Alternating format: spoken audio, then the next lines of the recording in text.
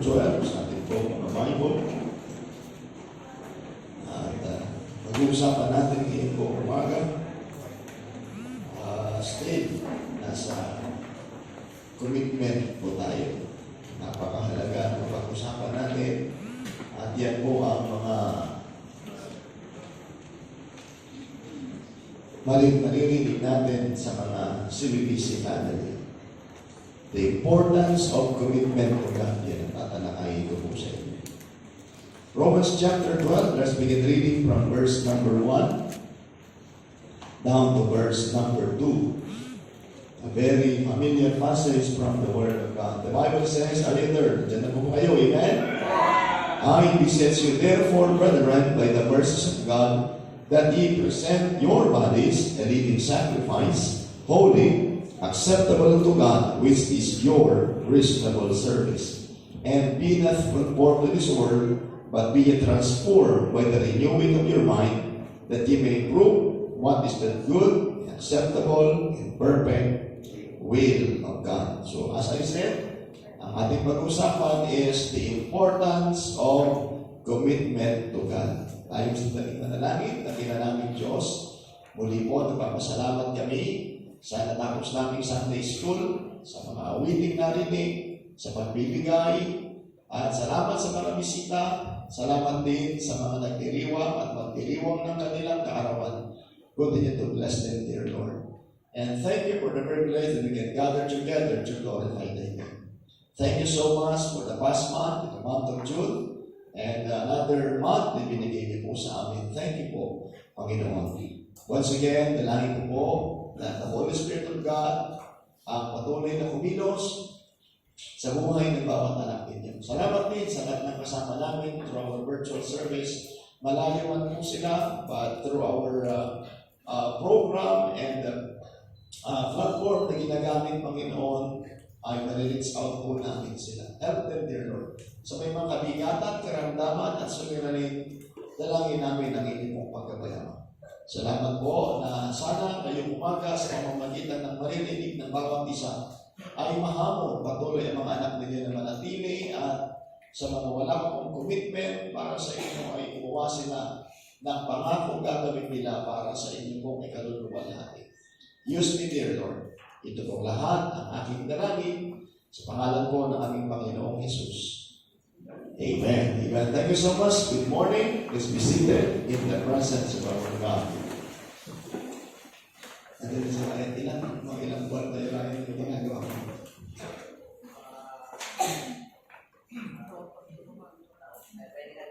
One more. Okay, thank you. Please magagamit din. Wako na yun pagka umikot sa bote. Tapos lalagyan natin ang pangalan. Amen.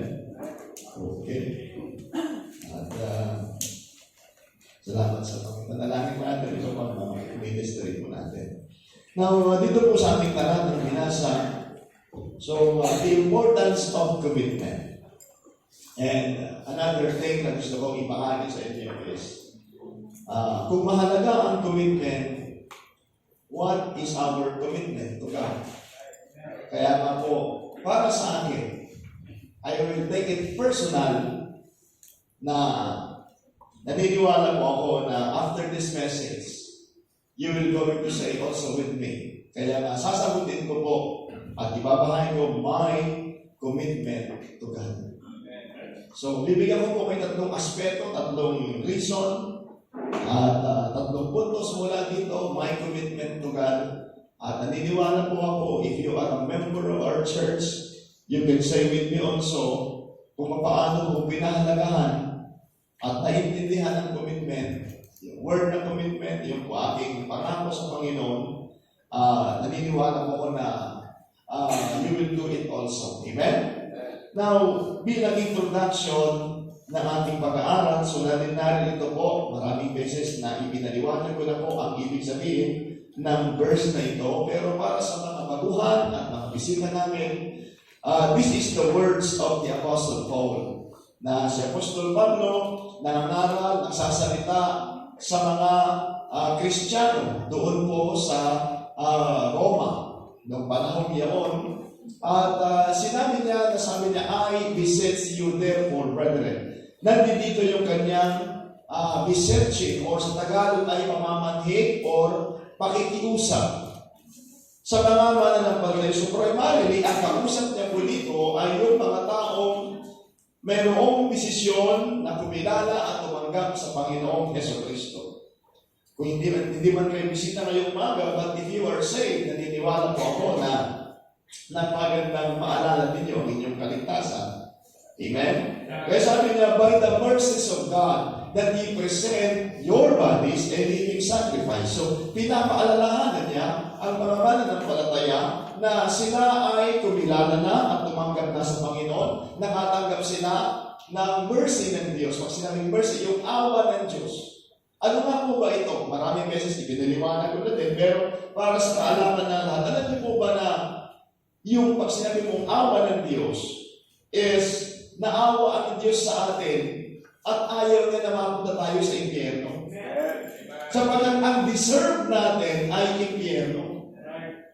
Ano po ang impyerno? Lugar ng kapahamakan, lugar ng kaparusahan, at dapat natin maintindihan na ang impyerno ay forever din po ito. Kung paano forever ang langit, forever din ang impyerno. Ito'y lugar ng mga taong ni-reject ang ating Panginoon at hindi kumilala, hindi nagkaroon ng relasyon sa Diyos. Lahat tayo nilikha ng Diyos, pero hindi tayo lahat ay anak ng Diyos. Dapat maging maliwanag yan sa atin.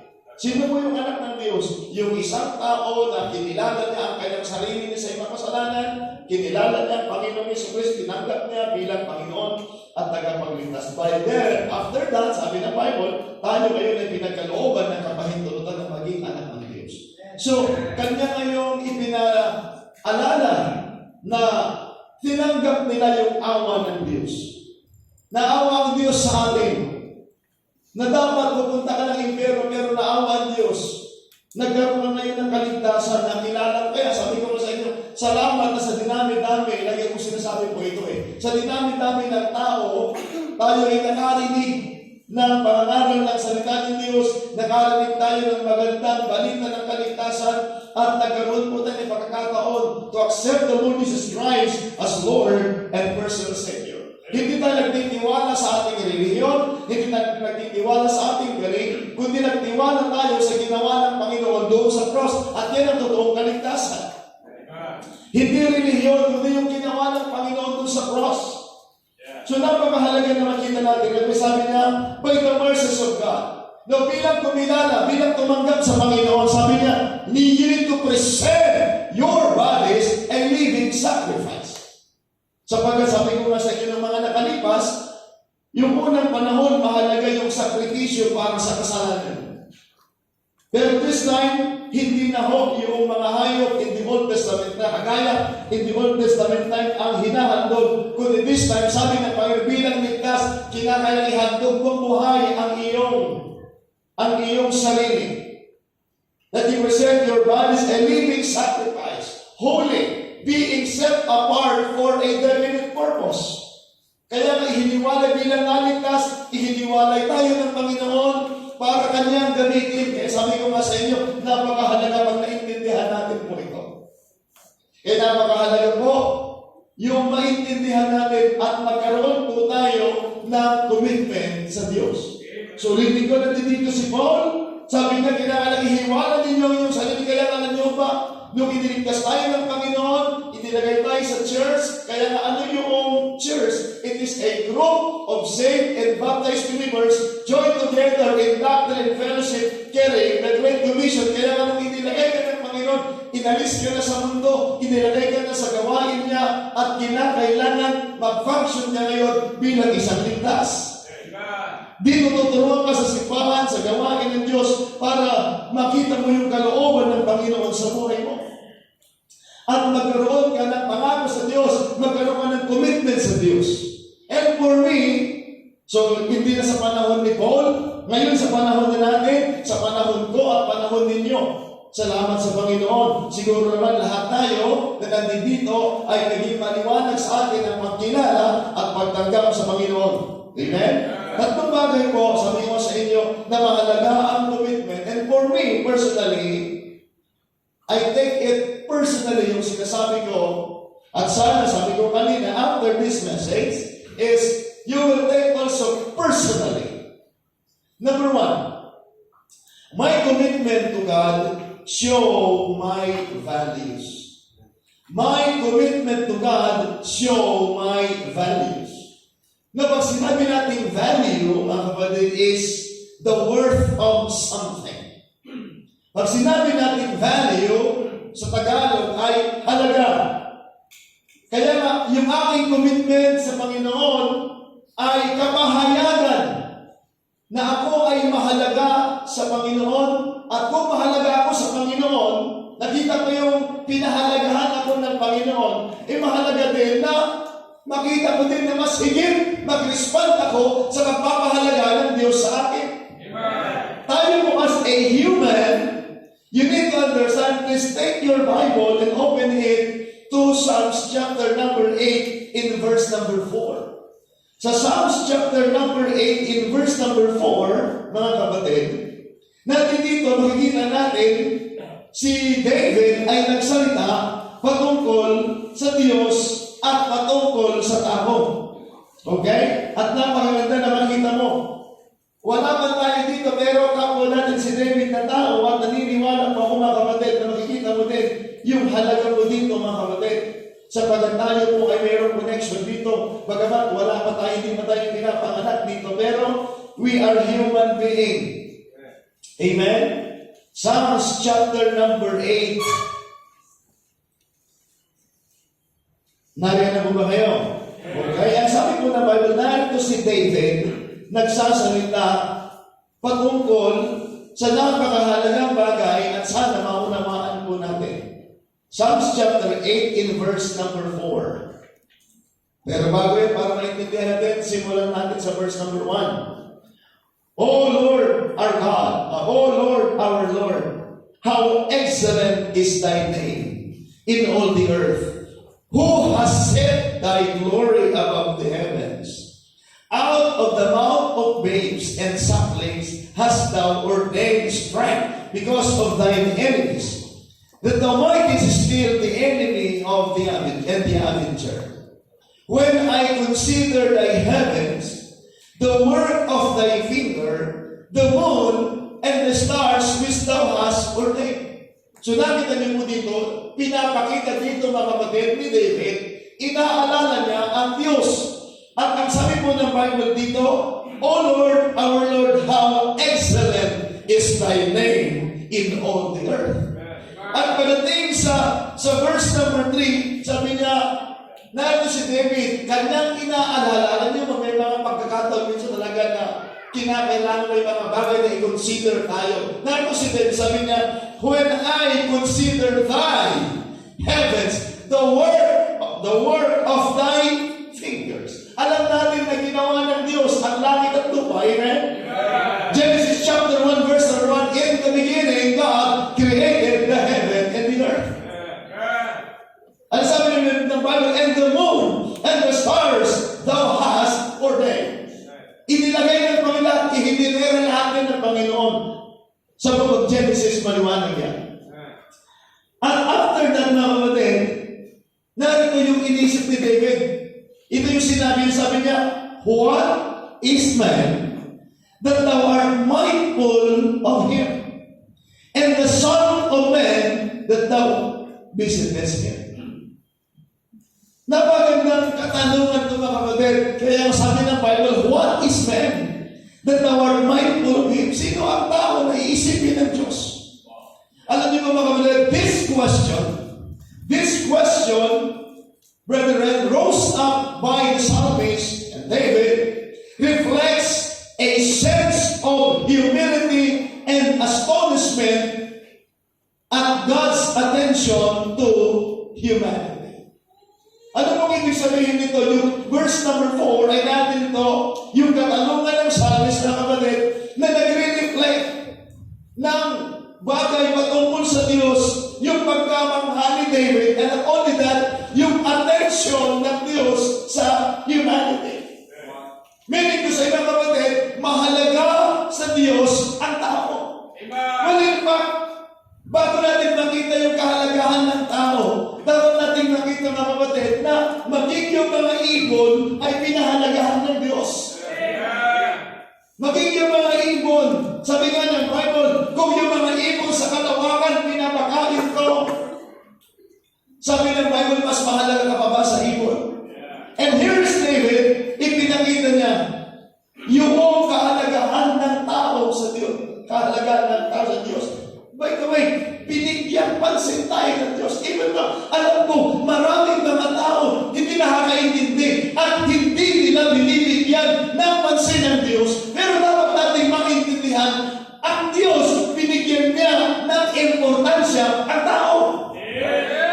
Tingnan niyo po kayo, yung mga tao na nakakalimot sa Diyos. Kapag sila'y pinagyaman ng mga material na bagay, pag sila'y nagkaroon ng something na kapatid, ang tao nakakalimot.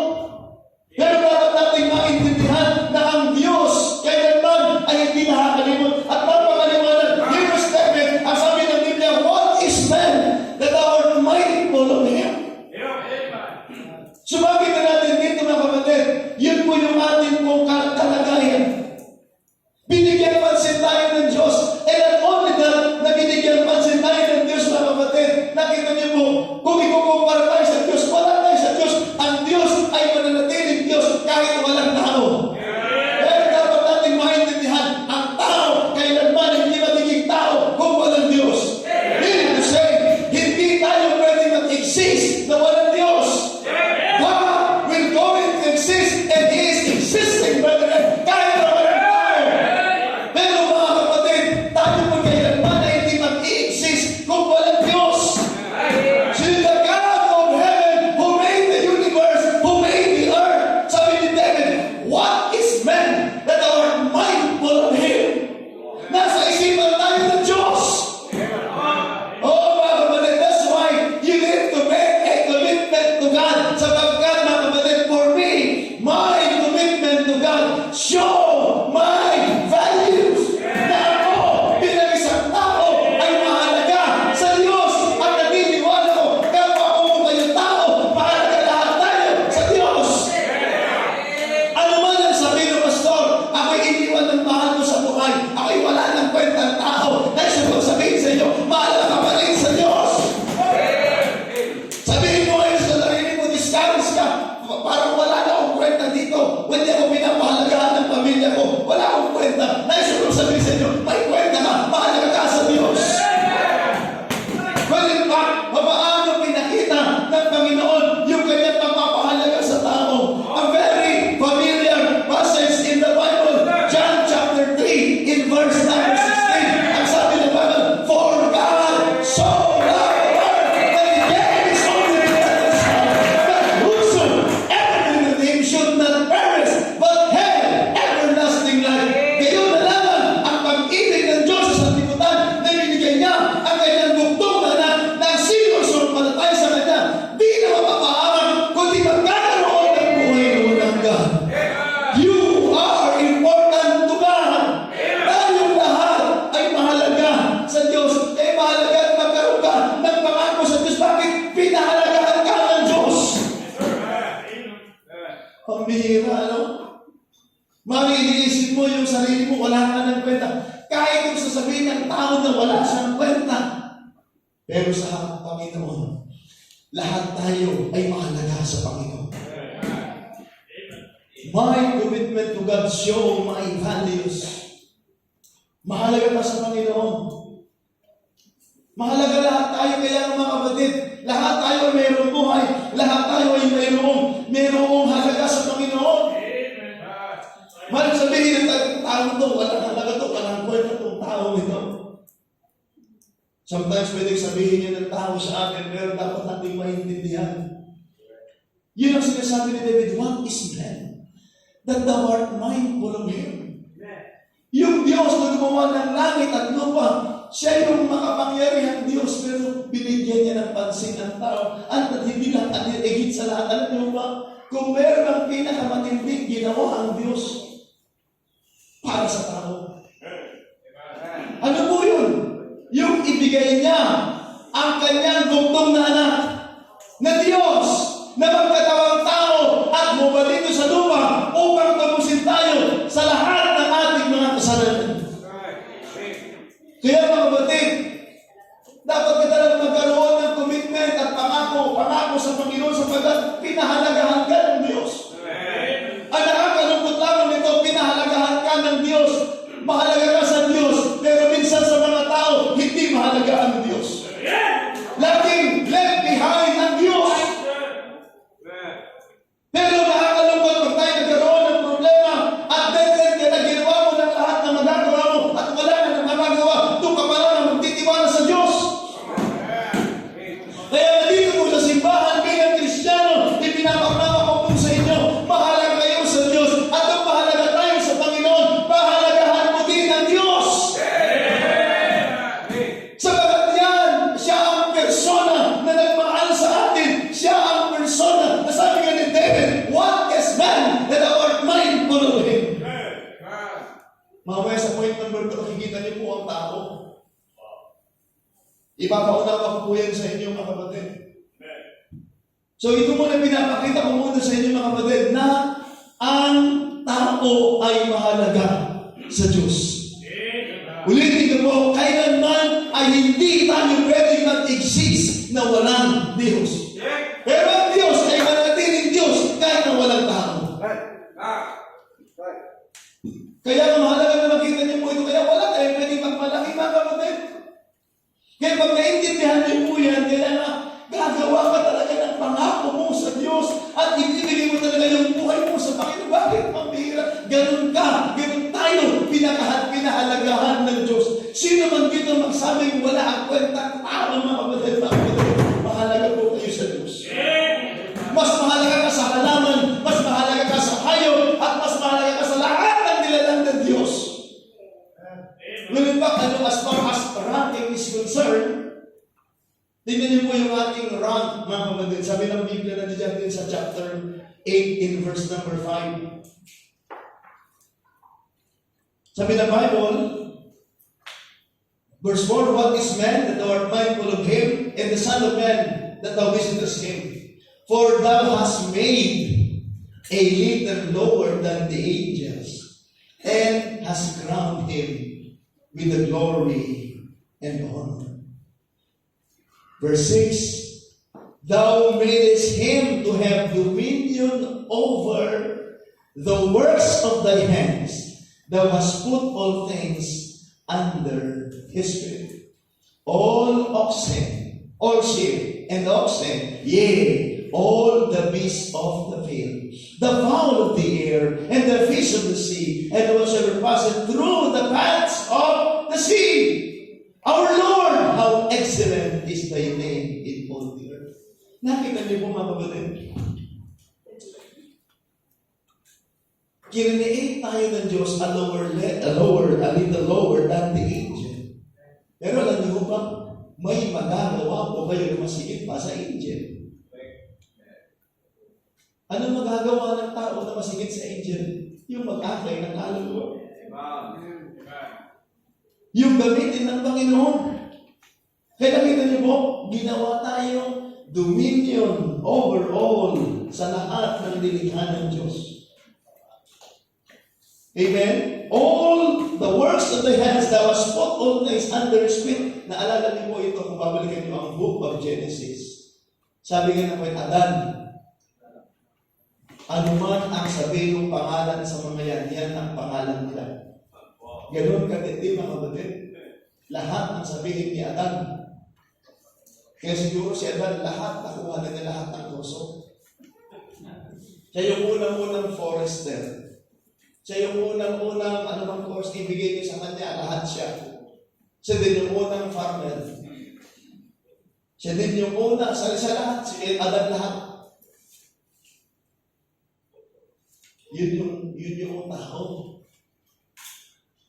Kaya mga kapatid, ang commitment ko sa Panginoon ay kapahayagan ng aking halaga sa Panginoon.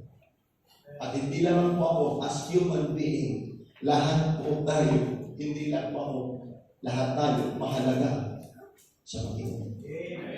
Kaya kung mahalaga ka sa Diyos, pahalagahan mo din ang Diyos. Amen? Sana after this message, sino man na nakakapakinig ng mensahe o makikinig pa ng mensahe, kung mahalaga ka sa Panginoon at pinahalagahan ka ng Diyos, in return, sana mahalaga din ang tao. Mahalaga din ang Diyos sa tao. Kasabihin ng tao, basta mahalaga naman sa akin ng Diyos eh. Pero bakit maraming lumalayo sa Panginoon? Bakit wala na silang panahon? Amen. Kaya sana po, isang paalala po sa atin na dapat bigyan pansin natin, mahalaga po tayo sa Diyos. Never sana na mamuhay tayo sa buhay natin na wala sa isipan natin ng Diyos at gumagawa tayo ng bagay na pleasing sa Panginoon. Kung mahalaga sa iyo ang Panginoon, gagawa ka ng pleasing sa Diyos. Number 2, my commitment to God shape my life. My commitment to God shape my life. Why it is very important na ma-shape yung buhay natin. Hindi, ang sinasabi ko dito, life, hindi yung body. Pastor, maganda yung aking shape. Now, let's go first para maintindihan natin ano nga ba ang buhay ng tao. Si James ay nagsalita tungkol sa buhay ng tao. A very familiar passage in the Bible, James chapter 4, in verse number 14. James chapter number 4, in verse number 14, ay napakaliwanag dito mga kapatid. Yung kalagayan ng tao. Amen? Are you there? Amen? Sabi ng Bible, whereas ye know not what shall be on tomorrow. For what is your life? It is even a vapor that appeareth for a little time, and then vanisheth away. Now, what is our life? Hindi tulad sabi namin is a vapor that appeareth for a little time, and then vanisheth away. Ano po yung vapor? Para sa mga bata, para alam nyo yung vapor, pag nagsasaing po yung mga magulang natin, yung mga nanay natin, at pag binuksan po nila yung takip ng kaldero, yung usok na lumalabas din, yun po yung vapor. At mamaya wala na po yung usok na yun, yung vapor na yun. Ganyan yung buhay ng tao. It's like a vapor that appeared for a little time and then vanished away. Although sabi ng Bible, ang buhay ng tao is 70. Napakabilis lang ng 70. At yung iba hindi na umaabot ng 70. Kaya minsan meron po tayong mga pangarap, meron mga kapatid, sino makakapagsabi na maabot pa natin yung mga pangarap natin? Well, salamat sa Panginoon kung binibigyan tayo ng Panginoon ng pagkakataon. Kaya nga, that's our life. Hindi na rin sa atin kaalaman yan na pwedeng dumating sa atin sa bawat isang kamatayan. Kung mayroon tayo ngayong mga 70 years old, 8 years old, praise God. Pero hindi mo lahat ng tao ay umaabot ng 70. Hindi rin ng tao ay umaabot ng 60. Kaya na makikita niyo po sa panahon na tayo pinadalaw sa sementeryo, meron lamang 2 date doon po sa ating mga lapida. Date ng ating kapanganakan at date ng ating kamatayan. At doon ay yung dash. Tumutukoy gaano kakatagal na nabuhay. Kaya dapat nating maintindihan. Our life is short. It's just a vapor that appeared for a time and then vanished away. That's why, brethren, mga kapatid, mahalaga na ma-shape habang tayo pinandito sa mundo ito, ma-shape yung buhay natin. In Psalms chapter 51, in verse number 5, it is very important na ma-shape. Maliban sa short yung buhay natin, at dapat na ma-shape, mga kapatid. So our commitment to God, my commitment to God, shape my life. Now, so bakit to? In Psalms 51 in verse number 5, makita po ninyo ano yung buhay po ng tao.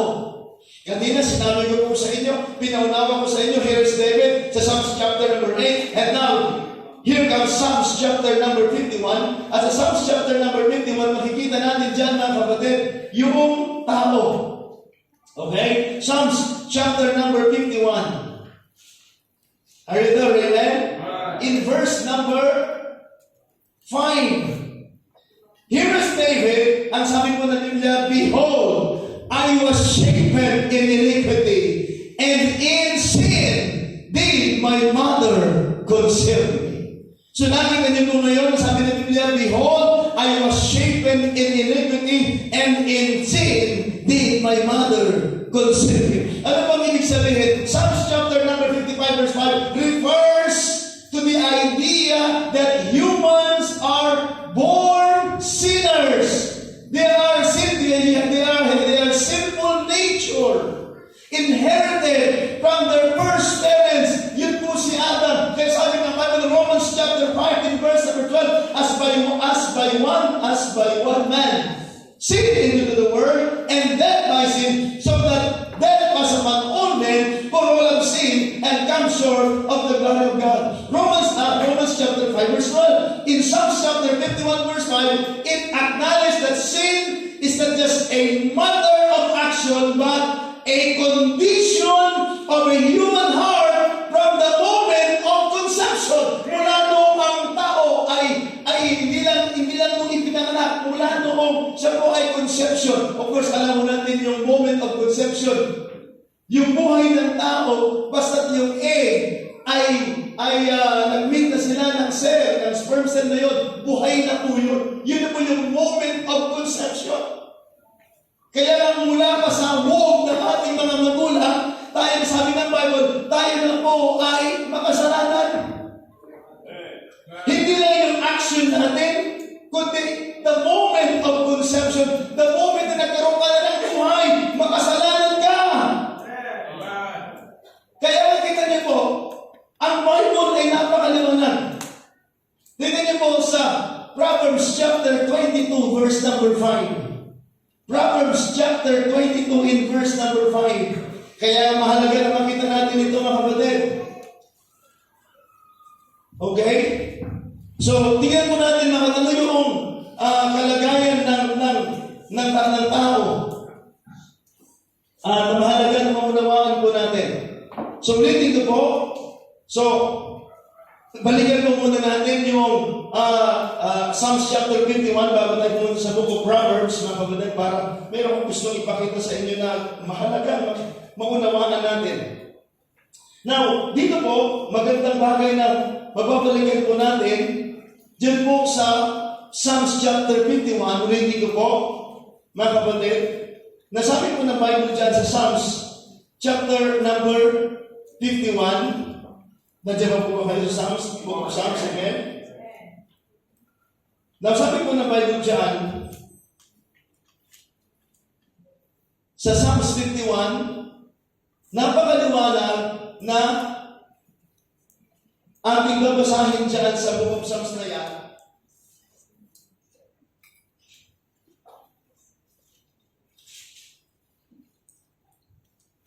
Behold, I was shapen in iniquity, and in sin did my mother conceive me. Alam naman po natin na yung ating mga magulang ay kapwa din natin makasalanan.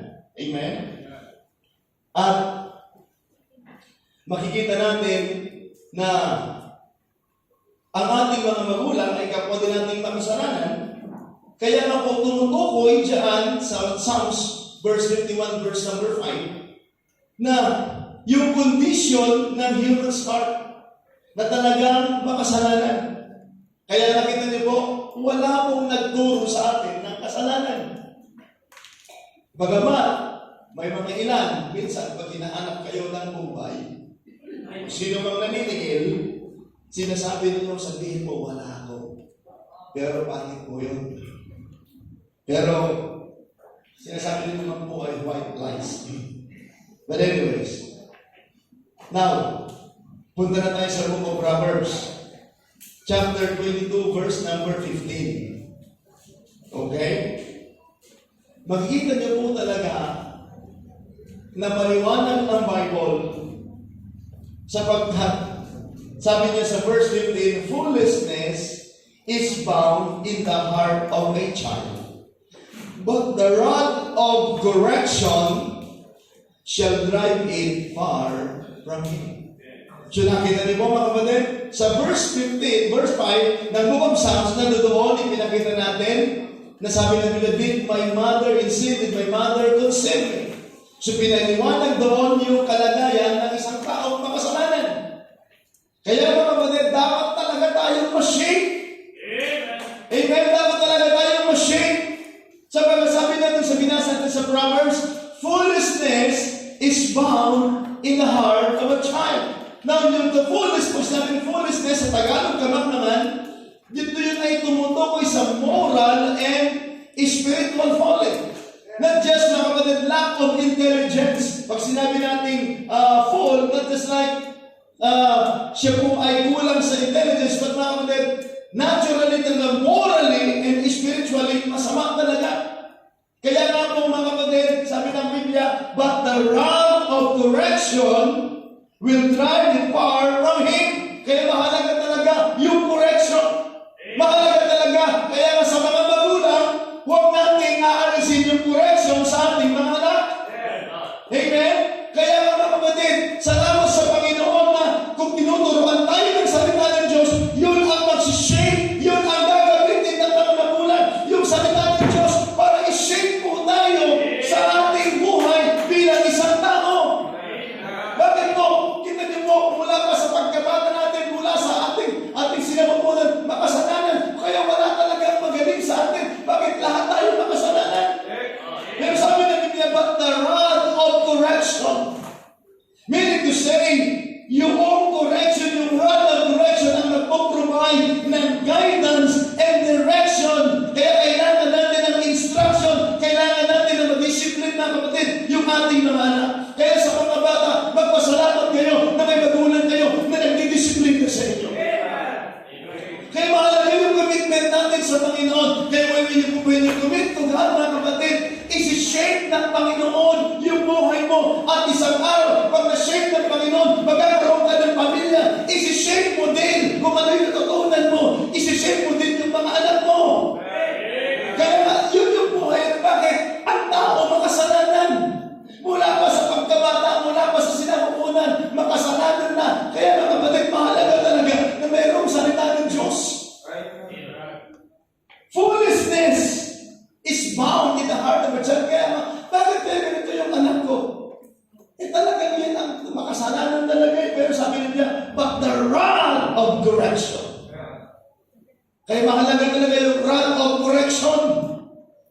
Kaya nga ito sinasabi ko po, hanggat nandiyan yung ating mga anak, kaya maigit talaga na pag nakatikip talaga sila ng palo sa kanilang murang edad. At least, ito po yun. Huwag kayong basta-basta na mamahalo, kundi ipaliwanag mo bakit mo siya pinalo.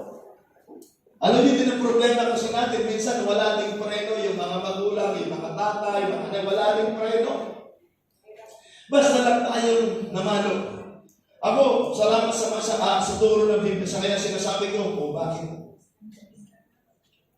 Bakit mo ginawa yun? Mabaliwan na sabi ngayon. Naniniwala ka ba na dapat kang paluin sa ginawa mo yan? Opo. So, gagawin mo ngayon? Dapat. So, papaluin kita ng dalawa para magtanda ka at malaman mo na yung ginawa mo yun ay hindi maganda. Papaluin kita para matandaan mo para sa araw hindi mo na uulitin. Boom! Ano pero minsan nyo? Alam nilang may kasalanan sila pero ayaw nilang tumanggap ng correction. Kaya minsan magre-rebelde yan. Pero kaya mahalaga maganda yung paliwanag natin. Ngayon, pagkatapos na pinalo ko, galit ka ba sa akin? Sabi ko sa anak ko, hindi po. Kaya kita pinalo, kasi ganito. Ayaw ko, isang araw na alam mo ba, sabi ko sa mga anak, alam mo ba na ihihiwalay ka ng Diablo sa akin? Alam mo ba na yan ang goal ng Diablo? Alam mo, mahal kita bilang anak ko, pero alam mo ba na tatrabahuin ka ng Diablo, ihihiwalay ka ng Diablo? At ayaw mong mangyari yun. Kaya ngayon pa lamang, tuturuan na kita. Sabagat mas masakit pag inalayo ka ng Diablo sa akin. Ano yung pag naintindihan nila? At naramdaman nila yung pagmamahal ng mga magulang. Kaya kayo mga bata, sana naiintindihan nyo itong sinasabi ko. Kaya salamat. That's the Bible, that's the Bible. Kaya lang tayo minsan kasi dahil sa sobrang galit natin, kung ano yung hawak natin, tatamaan mo kung saan mo siya papalukin. Ayun, sabi kasi ni Pastor, paluin. Oo, sila yung paluin. Pero dapat alam mo saan mo siya papaluin. Ay, bakit nadulat? Pinaluin. Huwag naman sa mata, wala mo sinabi sa mata mo paluin. Panapain mo, paluin mo sa kwit. Wala mababaling buto doon sa kwit. Amen? Yun, hindi ay papaluin na, tinamaan mo saan-saan. Pilay. Ay, hindi naman ang tama yun. Kaya nga, nagpapalo kayo out of galit, hindi out of discipline. Pero pag nagpapalo ka out of discipline and out of love, yan ang tinuturo ng Bible. Siguro guilty tayo ng lahat sa sinasabi kasi minsan kung ano mahawakan, may iba mo. Kaya nga, yun. Kaya nga sabi ko na sa inyo, mahalaga tayo pong mga magulang. Dali ko sa kwarto ko, sabi ninyo. Kaya alam mo, kung mga bata pa yung mga anak ko, sinabi ko, mamaya, usap tayo. Bago po nabuto yung pag-uusap namin, natatakot na rin sila. Kasi alam nila may mangyayari pag nag-usap kami. Pero, at least, naisettle ko po yun ng maayos. Maghihiwalay kami na niyakap ko sila at higit sa lahat, ipinanalangin ko sila. Sabi ko, sige, manalangin ko muna dyan. After that, nag-pray siya, ako din mananalangin. Kaya nung pumakulit, salamat kung may kapera commitment sa Panginoon, yan ang mag-shape ng buhay mo. Lahat tayo dito, hindi maayos. Walang maayos sa atin dito, biyaya ng Panginoon na naayos tayo. Bakit? Sinishape tayo ng Panginoon. Kaya salamat sa mga tao dito na nakatanggap kayo ng disiplina galing sa magulang ninyo. Kaya makita niyo po, madali na kayo mag-adjust dito sa church ng discipline. Alam niyo bakit? Natutunan niyo na yung discipline sa inyong tahanan. Kaya bakit masasabi natin, yung mga, even yung mga kasundaluhan natin, yun ang gusto ko sa sundalo. Yung sundalo, madali mo na lamang ilagay sa kanila yung discipline. Bakit?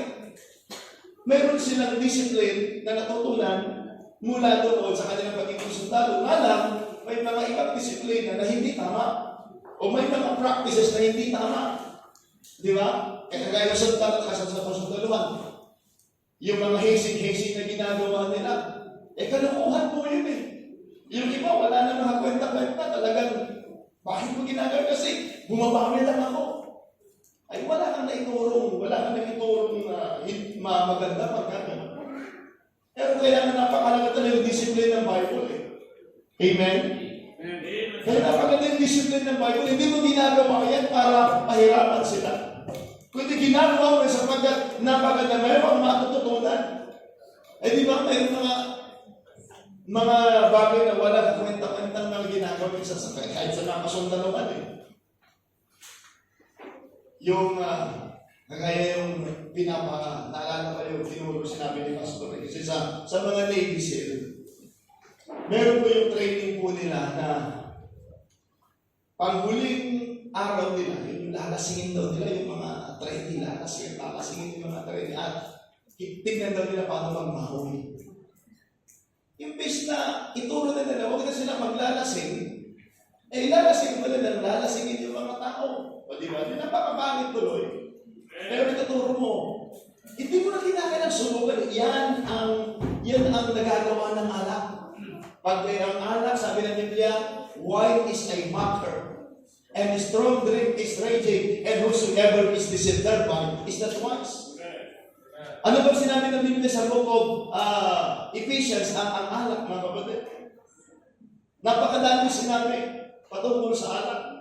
Kaya sabi ng Biblia, be filled with the Holy Spirit of God. Sabi na Biblia, be not drunk with wine wherein excess. Anong ibig sabihin nun? Yung word na excess. Talaga naman pagka na-drunk ka talaga, lumalabas yung karumihan at kalukuhan ng tao. So mayroong epekto talaga, mayroong effect pagka nagnalasing. Masabi naman, will be filled with the Holy Spirit of God.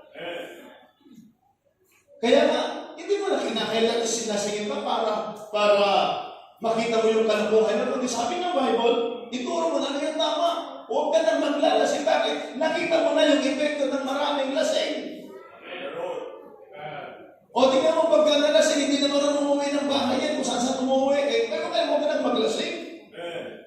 O tingnan mo yung nalalasing, mayabang kasi pagkapiling niya, magaling siya. Ayun. Saan sila dinala ng yabang nila?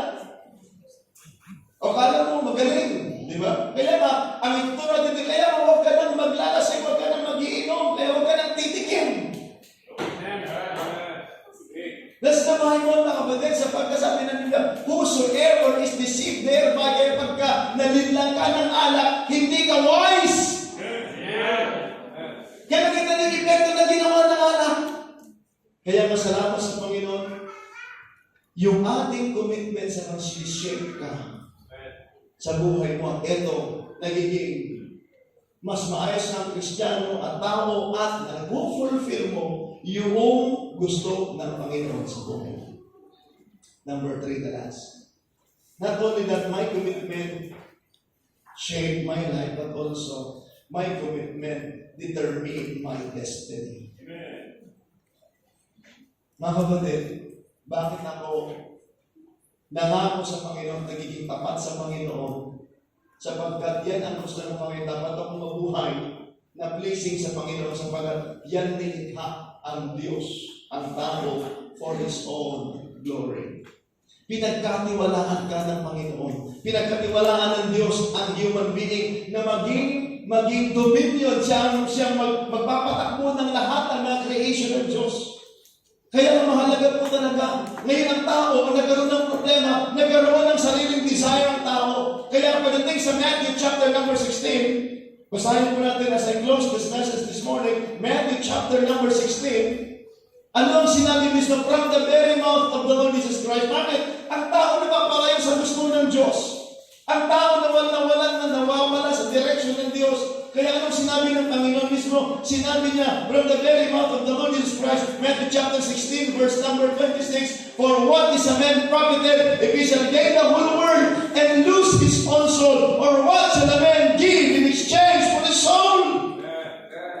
Kaya mga kapatid, aayusin ko at mamumuhay ako na maayos sa tulong at biyaya namin sapagkat mga kapatid, doon nakasalalay at doon nakikita na makita ako'y matutuwa talaga sa piling ng Diyos. Kaya tayo pong mga ligtas, we are heaven-bound people, amen? By the way, tayo lamang ay naglalakbay sa mundo ito.